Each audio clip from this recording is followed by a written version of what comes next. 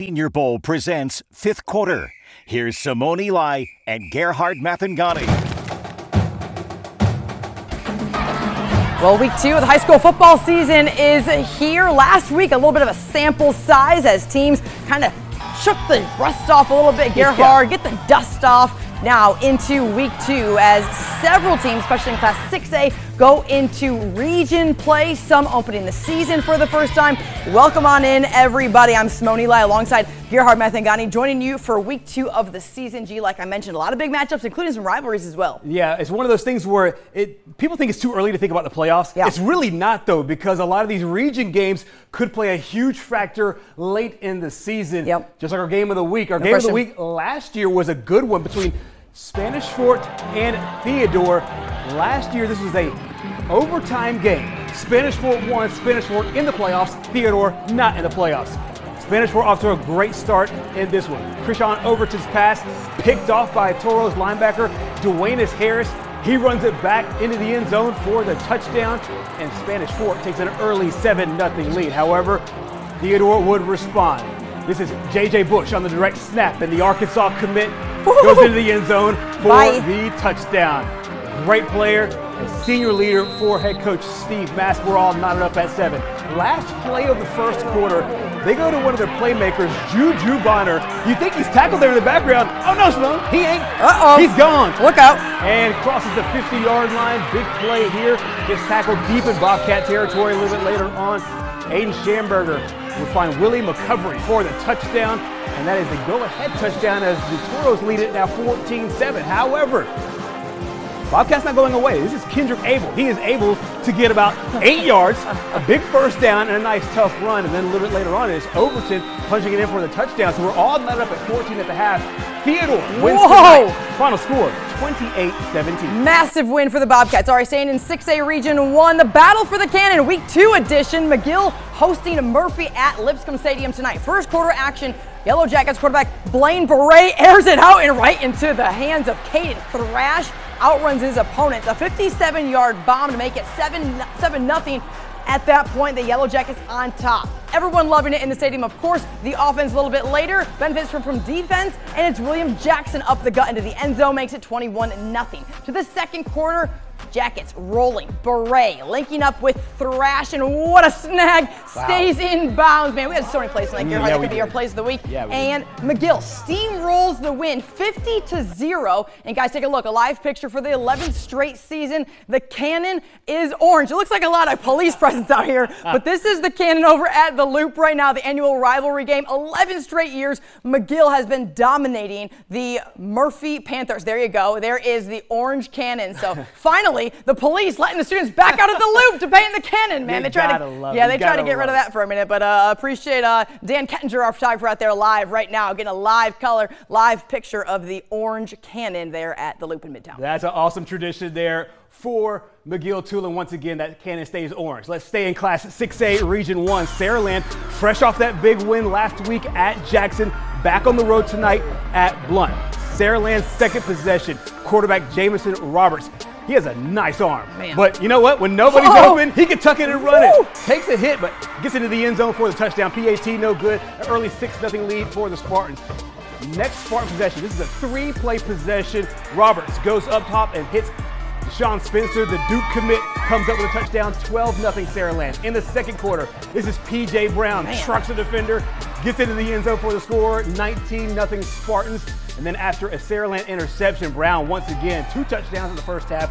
Saraland goes on to win big. Final score, 46-0. Wow, Saraland rolling there for sure in 6A. All right, staying in 6A Region 1, St. Paul's welcoming in Baldwin County E.E. Delaney Stadium. Tigers punting away here, but a mistake by the Saints is going to set up great field position for Baldwin County. Noah Bowers comes with the ball there. A little bit later, Tigers, Jeffrey Moore on the carry, a race for the pylon. He gets it, and it's 7-0. The Tigers going to open up the scoring on the road. Second quarter now, St. Paul's Tyshawn Sellers takes the handoff, and he is gone. Look out, burst through the defense, touchdown Saints, and St. Paul's going to go on and get the big victory. Baldwin County might have started the scoring, but they did not end it. St. Paul's wins it 48-17. They look really solid once again. Let's go over to Irvington. Baker paying a trip to Bryant in the first quarter. Baker on the move. Now, Simone, we knew the strength of this Hornets football team will be on their offense thanks to quarterback Tate Graham. Graham finds Joshua Jones. He breaks free all the way into the end zone. And Baker Band loving this one as the Hornets go up 7-0 early on. A little bit later, Alma Bryant with the football. 4th and short, you go to the main man here. Jacoby Crandall picks up the first down. A big play here. However, they're unable to score on the drive. Hornets, next possession. Junior quarterback Tate Graham. We'll be talking about him for a very long time. This time hits Peyton Mathis into the end zone. Baker wins it big. Final score 42-14. Good region win there for the Scots. All right, let's head to the beach. Gulf Shores hosting 7A MGM tonight. First quarter action. Dolphins open up the scoring. Quarterback Judd Harris hits Carter Davis, shakes off a defender, weaves his way through the end zone for 6. And the Dolphins on the board early. MGM looking to respond, and they would. How about Jeremy Manhattan handed off to Shondell Harris? That's our guy. Muzzles his way into the end zone.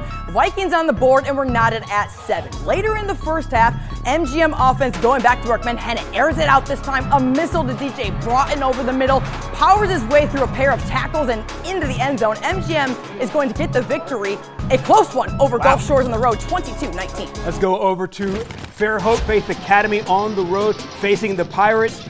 Fairhope looking to get their first win of the season after last week losing to Spanish Fort. Big play here as Trey Gardner hits Byron Martin for a touchdown, an early 7-0 lead.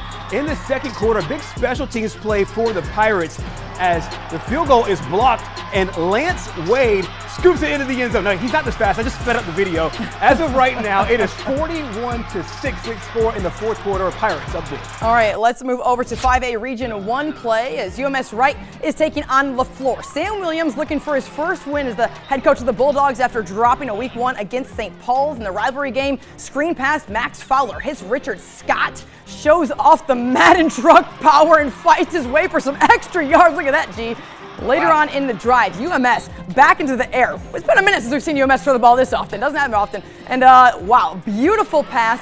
Fowler hits a wide open receiver across the middle for the touchdown. UMS gets the big victory in region play, 43-14. Congratulations, Coach Williams, on his first dub as the Bulldogs head coach. Nice win there for Coach Williams. Over to Citronelle now. Orange Beach on the road is an inter-class matchup of 5A versus a 4A. Citronelle looking good early on here.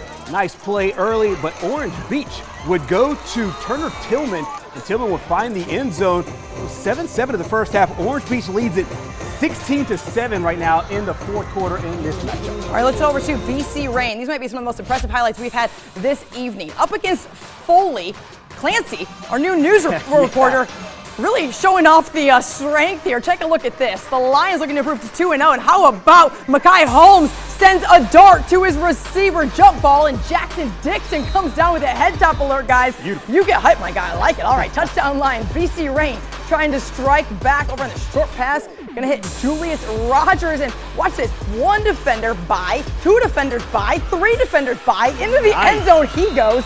And a couple of highlight reel plays in this game, G, for sure, because a little bit later, we're going to get another impressive, how about the ensuing kickoff?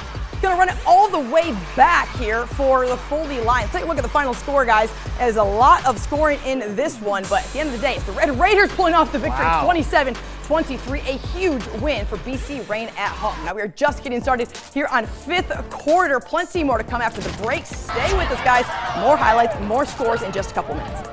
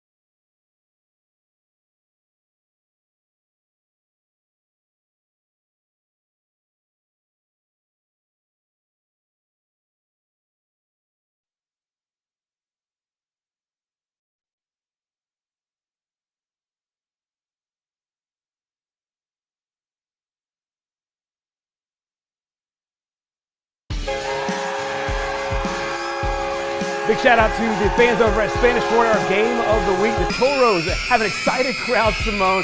Huge day today. Lots of festivities with all the young kids. Good stuff there. The Greer's fifth quarter fan cam. All right, guys, we're going to head on out to Williamson now as the Lions debuting their brand new stadium, hosting Wayne County out of Mississippi. A beautiful evening to kick things off there. In the first half, the War Eagles trying to put Dante Bush trying to punt, and Dante Bush says no, sir, destroys the punter on that play. And that would lead to the Lions offense. Todrick Withers up the gut. Lions decide to go for two, and Alvin Dinkins is going to hit John Austin.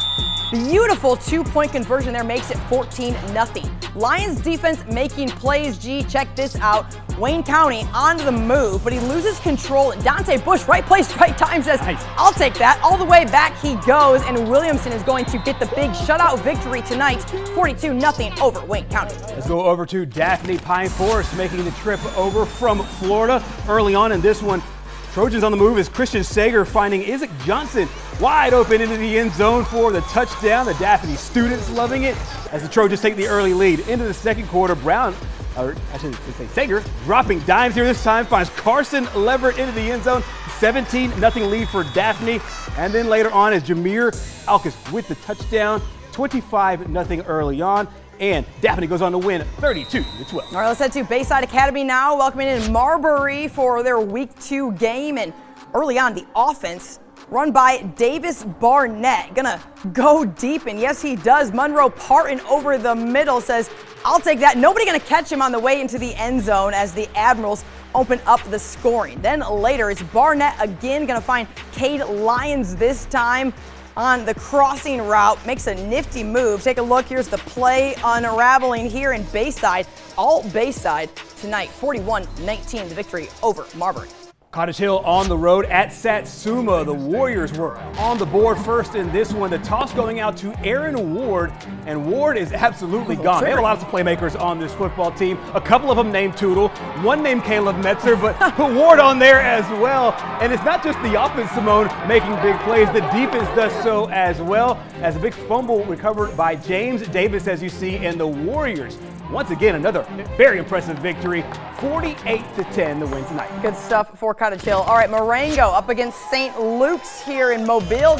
Starting with the Wildcats on offense. We're going to see Talon Safaran going to take the direct snap and get a little bit of help. And look at him muscle his way through the defense into the end zone. St. Luke's going to go for two. And it's Safaran again, why not, into the end zone for the two-point conversion. Everyone loving it. A little bit later, Marengo would also get on the board. This one will go down to the final minutes here, and let's take a look at the final score, guys, as Marengo is going to come out with the victory, a close one, 16-15, the final. And now, Play of the Week, brought to you by 22nd State Bank. Now time for our fifth quarter Play of the Week options. You get to decide which one is the best of the best. Let's check out the nominees. Play number one from Foley. We saw this earlier. Makai Holmes going up top and hits Jackson Dixon. Head top action. Big number four coming up with a huge play there for the Foley Lions. Play number two, back to the game of the week. Spanish Forts.